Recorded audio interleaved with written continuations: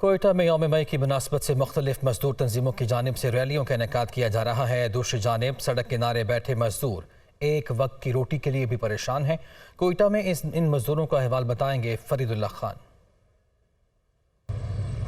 جی، آج دنیا بھر کی طرح کوئٹہ میں بھی مزدوروں کا عالمی دن منایا جا رہا ہے اور شکاگو کے جو مزدور ہیں ان کی قربانیوں کو خراج تحسین پیش کیا جا رہا ہے اور مزدوروں کی جو حقوق کی بات کی جا رہی ہے۔ مختلف ٹریڈ یونین کی جانب سے جو سرکاری ملازمین ہیں وہ مختلف دفاتر سے یونینز جو ہیں وہ ریلیاں نکال رہے ہیں، تقریبات کا انعقاد کیا جا رہا ہے۔ لیکن دوسری جانب دیکھنے میں یہ آ رہا ہے جو حقیقی مزدور ہیں، جو دیہڑی دار مزدور ہیں، وہ کوئٹہ شہر کے مختلف چوک چوراہوں پہ کھڑے ہیں، اس لیے کہ تاکہ انہیں روزگار مل سکے اور اپنے بچوں کے لیے کچھ جا سکیں۔ دیکھنے میں یہ آتا ہے اگر ایک شخص ایک مزدور کو لینے کے لیے آتا ہے تو 10 15 20 مزدور اس کے پاس لپک کے جاتے ہیں تاکہ وہ کسی کو مزدوری ملے۔